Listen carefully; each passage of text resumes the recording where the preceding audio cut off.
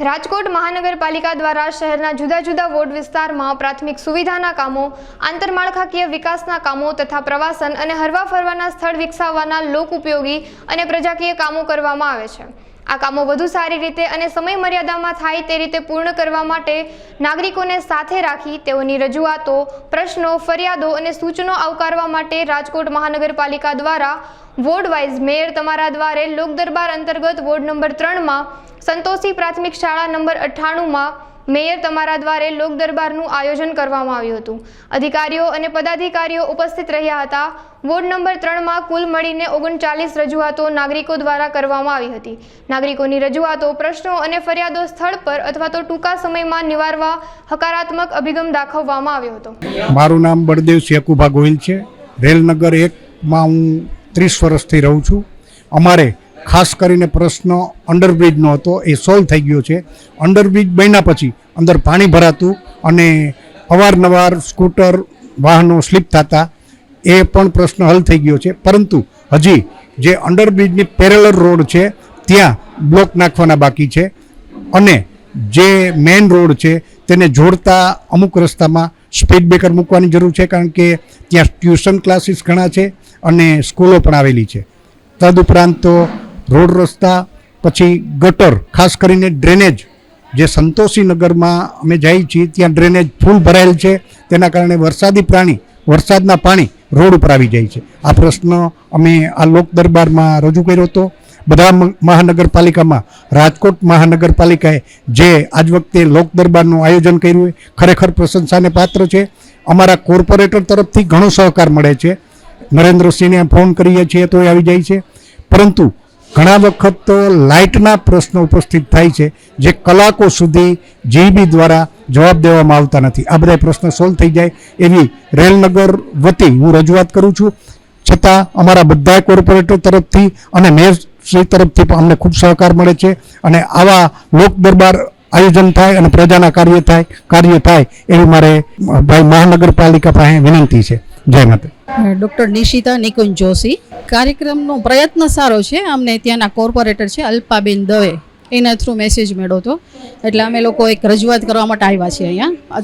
અત્યારે તો સારું દેખાય છે, પછી અમલીકરણ થાય ત્યારે સાચું।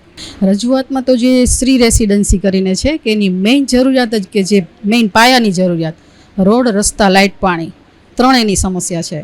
કેમ કે ત્યાં રોડ રસ્તા એકદમ કાચા છે કે કોઈ નાના બાળકોને સ્કૂલે મૂકવા જવું હોય, બહેનોને એ છે, વડીલો કંઈક બીમાર પડી ગયા હોય તો લઈને જવું હોય, બહુ તકલીફવાળું થઈ જાય છે।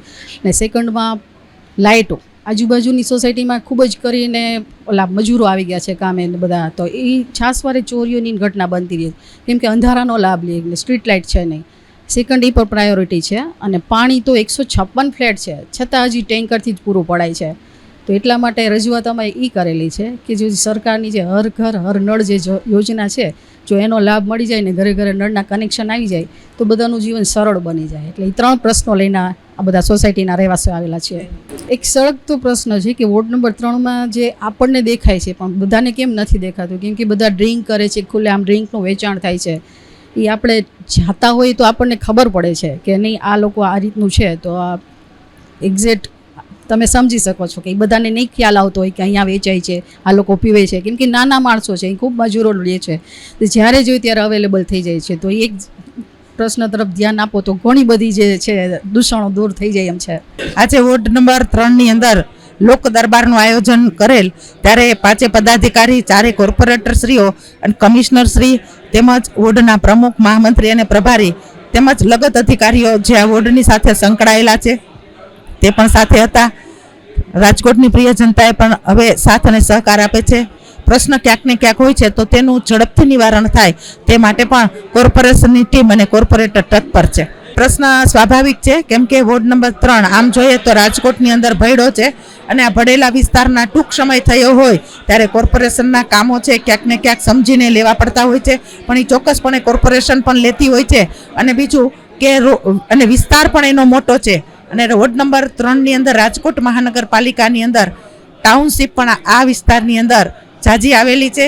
એટલે સામાન્ય છે, બસના પ્રશ્ન છે, પોપટપરાનો નાલાનો પ્રશ્ન છે અને સાંઢિયા પુલના જે પુલ બને છે અત્યારે જે લોકોના પ્રશ્ન કાંઈ પણ હોય એ પ્રશ્નનું નિરાકરણ આજ આપણે કેવી રીતે કરી શકીએ તેના માટેના લોક દરબારની અંદર બધા પધારેલા હતા.